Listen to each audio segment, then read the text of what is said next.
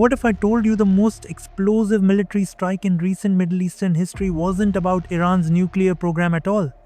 What if the real reason Israel launched a precision air assault on Iran was buried deep beneath layers of lies, politics, and secret operations no one is talking about? This isn't a conspiracy theory, it's a puzzle. And tonight, piece by piece, we're going to uncover a truth the media barely whispers about.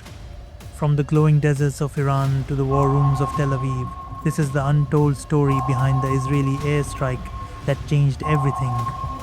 Stay with me, because the real shock isn't what happened, it's why it happened. It started like any other summer night. The streets of Tehran were calm. People went to sleep, unaware that in the skies above them, over 200 warplanes were slicing through the dark. Suddenly, explosions, sirens, flashes of light, dozens of military targets across Iran were hit simultaneously. Nuclear sites, missile factories, communications, hubs. In a matter of minutes, the heart of Iran's military infrastructure was shaken.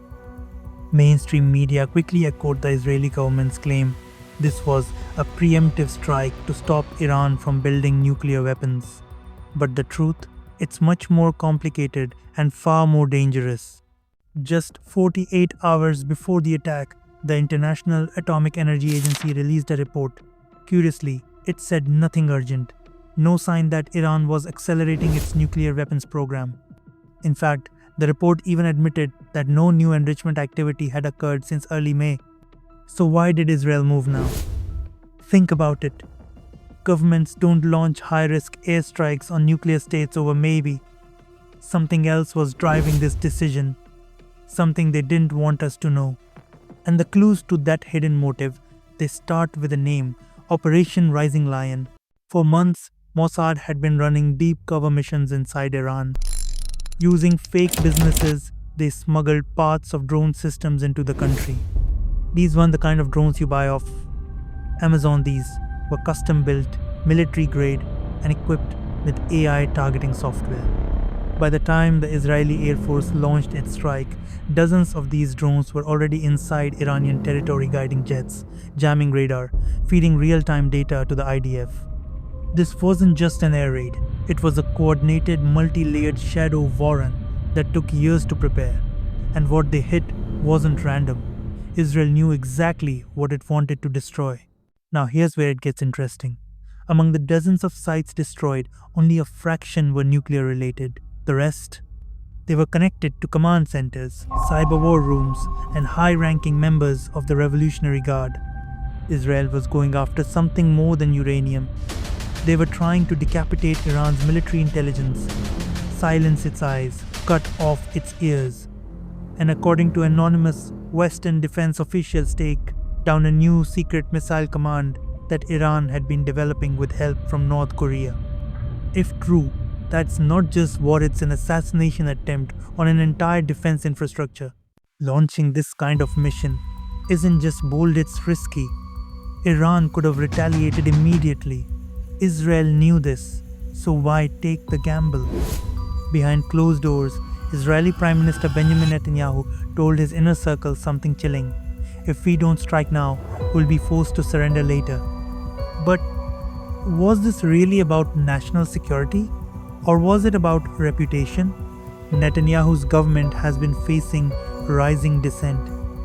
A decisive military victory could distract from domestic turmoil and project strength in a moment when Israel's regional dominance is being challenged. What shocked many wasn't the strike but Iran's muted response. Instead of launching a full-scale counterattack, they downplayed the damage. State media called it limited.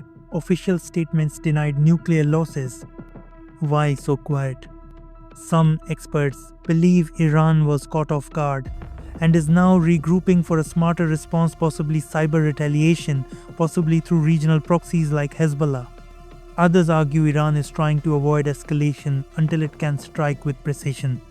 But if you look closely at Iran's recent troop movements and satellite data, there's one clear signal. They're preparing for something big. Meanwhile, the world watched in silence. The US offered conditional support to Israel. Russia and China condemned the attacks but avoided hardline moves. The United Nations called for restraint but offered no concrete plan. Why the hesitation? Because this wasn't just another conflict in the Middle East.